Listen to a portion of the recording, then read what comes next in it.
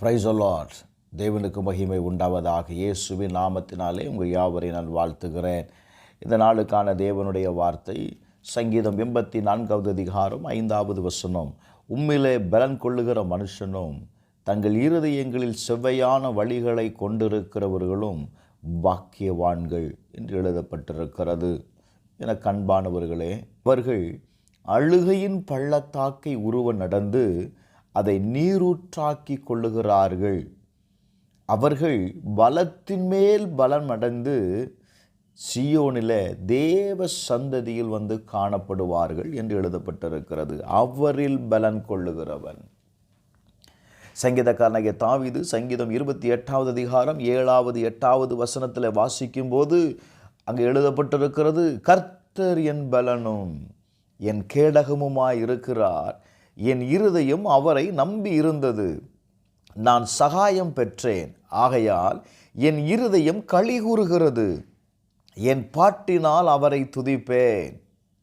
கர்த்தர் அவர்களுடைய பலன், அவரே தாம் அபிஷேகம் பண்ணினவனுக்கு அரணான அடைக்கலமானவர் என்று எழுதப்பட்டிருக்கிறது. அவன் சொல்லுகிற வார்த்தையை கவனிங்கள். கர்த்தர் என் பலனும் என் கேடகமுமாயிருக்கிறார், என் இருதயம் அவரை நம்பி இருந்தது, அவராலே நான் என்ன பெற்றேன்? சகாயம் பெற்றேன். என கண்பானவர்களே, உங்களுடைய இருதயம் யாரை நம்பி இருக்கிறது? யாருடைய பலத்தை சார்ந்திருக்கிறீர்கள்? சங்கீதக்காரன் சொல்லுகிறான், அவர் என் கேடகம், அவர் எனக்கு பலனாய் இருந்தார், என் இருதயம் அவரை நம்பி இருந்தது, அவரிடத்திலிருந்து நான் சகாயம் பெற்றேன். இந்த கால வேளையில் ஆண்டவர் நம்மளோடு கூட பேசுகிறார். உங்கள் காரியத்திற்கு தேவனுடைய பலத்தை நீங்கள் சார்ந்து கொள்ளுகிறீர்களா? உங்கள் இருதயம் அவரை நம்பி இருக்கிறதா? அவரை நம்பி இருப்பீர்களே ஆனால் கட்டாயம் நீங்கள் அவரால் என்ன செய்வீங்க? சகாயத்தை பெற்றுக்கொள்வீர்கள். வேதம் சொல்லுகிறதை கவனியுங்கள். ஏசாயா 45வது அதிகாரம் 24வது வசனத்தை வாசிக்கும் போது, கர்த்தரிடத்தில் மாத்திரம் நீதியும் வல்லமையும் உண்டு என்று அவன் சொல்லி அவரிடத்தில் வந்து சேருவான். கர்த்தரிடத்தில் மாத்திரம் வல்லமை இருக்கிறது. அவரை நம்புங்க. மனுஷனுடைய பலத்தை சார்ந்து கொள்ளாதங்க. உங்களுடைய பலத்தை நீங்கள் சார்ந்து கொள்ளாதீங்க. கர்த்தரை சார்ந்து கொள்ளுங்க. அவருடைய பலத்தினால நீங்கள் பலன் கொள்ள முடியும். காரியங்களை வாய்க்க பண்ண முடியும். சகரியா 10வது அதிகாரம் அதனுடைய 12வது வசனத்தை வாசிக்கும் போது, நான் அவர்களை கர்த்தருக்குள் பலப்படுத்துவேன்.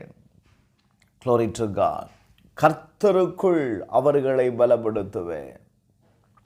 நீங்கள் எந்த அளவுக்கு கர்த்தரை நம்புகிறீர்களோ, எந்த அளவுக்கு கர்த்தர் மேல் உங்கள் காரியத்திற்கு நம்பிக்கை வைக்கிறீங்களோ, அந்த நம்பிக்கை தான் உங்கள் பலனே. வேதம் சொல்லுகிறது, அவரிடத்தில் நம்பிக்கை வைக்கிற, அவருக்குள் பலனடைகிற ஒவ்வொருவனும் அழுகையின் பள்ளத்தாக்கை உருவ நடந்து அதை நீரூற்றாக்கி கொள்ளுகிறார்களா?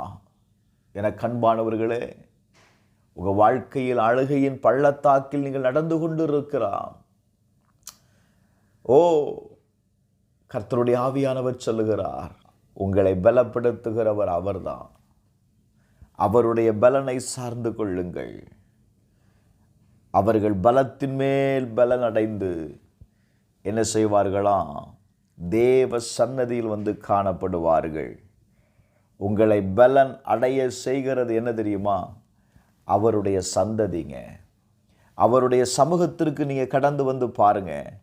அதனால தான் சங்கீதக்காரனாகிய தாவீது சொல்லும்போது, சங்கீதம் 122வது அதிகாரம் 1வது வசனத்தை நீங்கள் வாசிப்பீர்களே ஆனால் அங்கே எழுதப்பட்டிருக்கிறது, கர்த்தருடைய ஆலயத்திற்கு போவோம் வாருங்கள் என்று எனக்கு அவர்கள் சொன்னபோது நான் மகிழ்ச்சியாயிருந்தேன். என்ன காரணம் தெரியுமா? என்னை பலப்படுத்துகிற இடம், உன்னை சந்திக்கிற இடம், உன்னை பலப்படுத்துகிற இடம் தேவ சமூகம். தேவ சமூகத்திற்கு கடந்து வாங்க, பலன் அடையுங்க. உங்கள் காரியத்தில் கட்டாயம் ஒரு வெற்றியை நீங்கள் பார்ப்பீர்கள். உங்களுடைய அழுகையின் பள்ளத்தாக்கு நீரூற்றாய் மாறும். Glory to God. ஜெபிப்போமா. எங்கள் அன்பின் பரலோக பிதாவே, இயேசுவின் நாமத்தினால இந்த கால வேளையில் உம்மில் பலன் கொள்ளுகிற மனுஷன் பாக்கியவான் என்று எழுதப்பட்டிருக்குப்பா. நாங்கள் உம்முடைய பலனை பெற்றுக்கொள்வதற்கு கர்த்தர் கிருபை செய்யும். எல்லாவற்றிலும் செய்யத்தை தாரும். இயேசுவின் நாமத்தில் ஜெபிக்கிறேன் பிதாவே, ஆமென்.